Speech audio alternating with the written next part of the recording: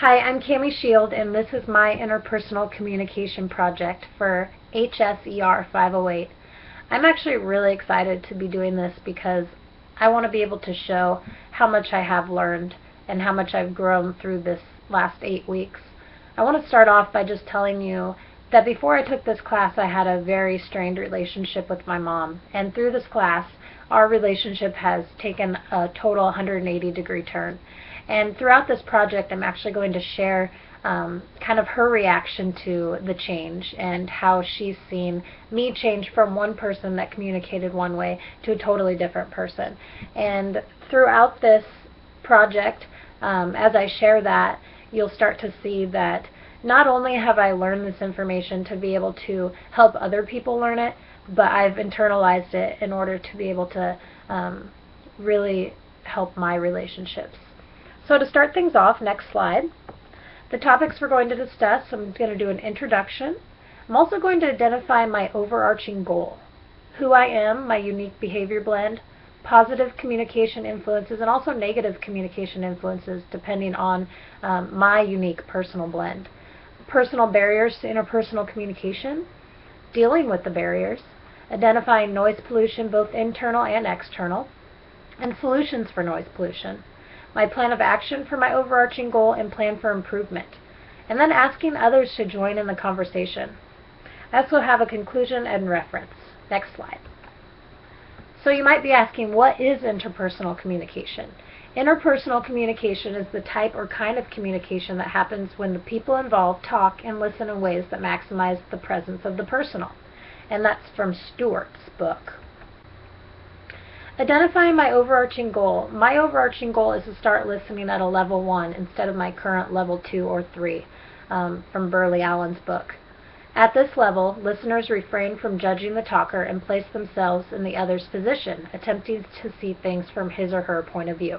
This is something that I've really struggled with, being able to fully listen to somebody, give them my attention without my mind taking on different turns, and a lot of the times switching subjects to what benefits me in the conversation. So this is a struggle that I had at the beginning of this class and will always struggle with, but I've learned to identify the struggle and I'm working on it. Next slide. Who I am, my unique behavior blend. Behavioral blend is a term referring to the unique personality blend that each person has.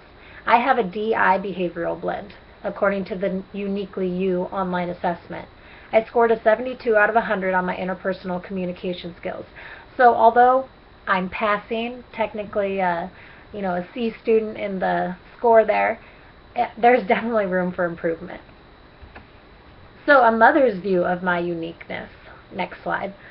My mom, she's known me my whole life, and this, in a letter that she wrote me, she wrote, I knew from a very early age in Cami's life that I had given birth to a unique child. This adorable little girl could charm even the gruffest of souls with her smile and twinkle in her bright eyes.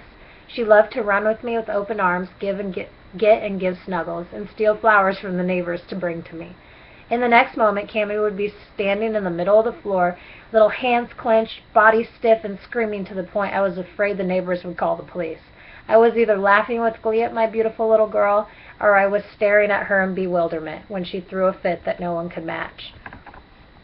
Next slide.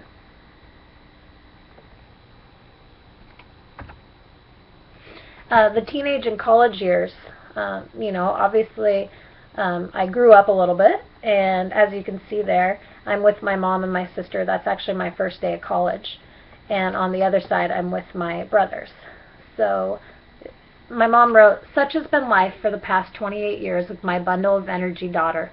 Whatever Cami's doing, she's doing it 100%.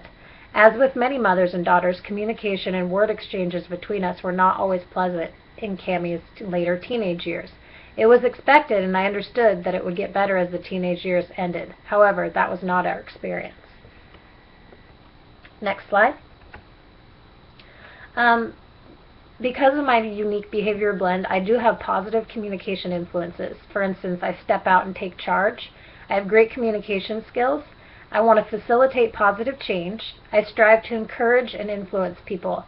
I'm optimistic and positive, and I'm hardworking and dedicated and complete tasks quickly. There are negative communication influences. My confidence can come off as arrogant. My need for control can push people away. I tend to be overly critical of myself and others.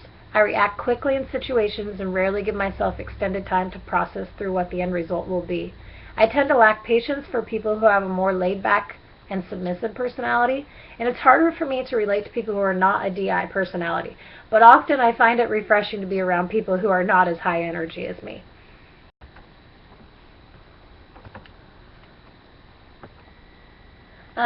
My mom also wrote, "Until recently I felt that Cammie chose to interpret almost everything I said and did as something negative towards her.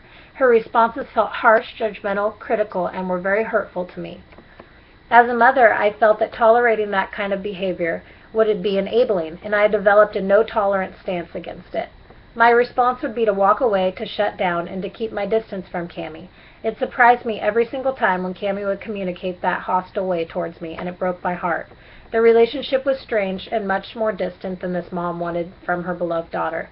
Daily prayers were sent up for a miracle change. It seemed like an endless wait for that to happen." Next slide.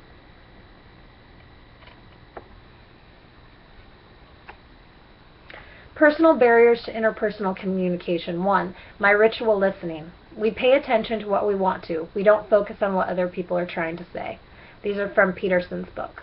Judging others. We don't let others get close to people who judge us, and those who feel judged by us keep a safe distance from us as well.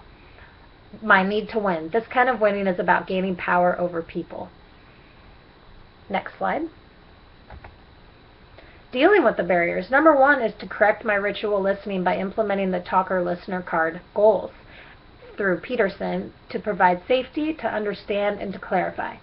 Number 2 is to stop judging others by using the finger method, pointing my finger and talking about I need to point my finger at me and use I statements instead of pointing my finger at other people. Number 3, I'll stop trying to win by not agreeing, disagreeing, advising, or defending.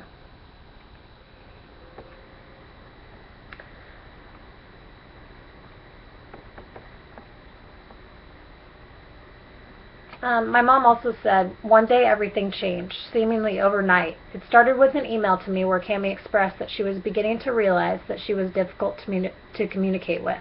She told me in a variety of ways that I was a good mom and that she loved and appreciated me. Cammie started sending texts each morning saying that she was thinking about me and that she loved me. She was telling me little things that happened throughout her day and was asking me what I was going to do that day. We had one specific telephone conversation where Cammie was asking me questions about my day. I somehow shared a situation that I was in with a friend. This was a strange territory for me to be in with Cammie. She had never been interested in my life, and especially at that level before, and had not seemed interested or had the patience to listen to anything about my life. She said things like, 'How did that make you feel?' And it sounds like that must be a confusing experience for you." Other statements of that nature. I was so taken aback that my reaction was to babble, and Cammie just calmly listened and showed interest. Lord, had my prayers been answered? Next slide. Identifying noise pollution. Internal distractions. Things people do internally to build barriers that prevent them from listening effectively. There's bias listening. According to Berkeley Allen, we label the information ahead of time as unimportant, too boring, too complex, or nothing new. And we're anxious for the speaker to get to the point. Dependent listening is caring too much what people think of me. My mind's focused on what the other person will think of my response and what they are saying, that I end up listening at a level 2 or 3. Therefore, I'm mostly missing everything they have to say. Next slide. Identifying noise pollution external. External distractions that affect my listening. I do tend to be very annoyed and hypersensitive to loud noises, interruptions such as phone calls, time pressure, deadlines. Taking on more tasks than I can handle is a problem. Someone talking too fast or too slow, I tend to get impatient or confused. Talker's mannerism or appearance, and then clock watching. When people watch the clock, I can sense that they're not listening, and I feel as if there's no reason for me to be talking. One instance, my mom says, Cammie brought her daughters over to my house to visit a few weeks ago. It had been the first time in a year that she had come over to see me. We'd only seen each other for a few minutes when she would drop the girls off me for a weekend visit. The evening she arrived, we were standing in the little playground I had built for the grandkids, and I mentioned something. Again, we were in the conversation of a personal nature to me, and Cammie was looking at my face as I was talking. She had a serene and interested expression, and she asked questions that told me she was listening. Even though there was a lot of noise and activity going on around us, I could tell she was focused on what I was saying. I knew without a doubt that my prayers had been answered. I was having the kind of relationship with my bright, beautiful daughter that I had been yearning for years. Next slide. Solutions for noise pollution. Noise is any sort of interference or communication channel which can diminish the effectiveness of listening. This by Burko and et al. Step 1, I need to understand both internal and external noise pollution. Practice noticing and identifying when noise happens. Step 3, refocus on the talker and their overall message. And step 4, if I need to ask the talker to repeat themselves, I can do that. And it actually may be a great way to help teach somebody else about what noise pollution is. Next slide. My plan of action for my overarching goal is to use the talker-listener card developed by Peterson to help me listen at a level 1. Understand the negative effects of my unique behavior blend so that I can improve them. Get out of flat-footing tangos. There's no reason to dance in that dance, so if I start to notice I've stepped in, I need to step out. Notice and correct negative nonverbal communication cues. And also, probably it is most important, is to pray continually that the Holy Spirit will lead me into deeper and more meaningful relationships through positive interpersonal communication. Next slide. Asking others to join the conversation. My mom, this is a picture of my mom here and a quote that she said, and I'm going to read the last little letter that she wrote to me, and it says, I remain amazed and a bit bewildered by this 180-degree turnaround. I thought maybe it was because a new wonderful relationship that Cammie is in with a special man in her life, and that she is learning new communication skills from me. Then I found out that Cammie was taking a course with a communication style component, and now suspect that this may be the reason for the dramatic change. Although I frequently wonder, I really do not need to know why the communication changed so drastically between us. I just need to enjoy the miracle and the new wonderful relationship I have with my daughter. And next slide. Conclusion. The positive effects of continually improving my communication skills are better interpersonal relationships. I'm a more understanding mom, an effective employee. I'm becoming more Christ-like. And enlarged conversation and shared knowledge of acquired skills, a deeper understanding and empathy for others, and seeking forgiveness for harm I've done to others. McCollan says, forgiving not only occurs more during in the context of satisfactory, committed, close relationships, but can also be understood as a psychological factor that is associated with restored closeness.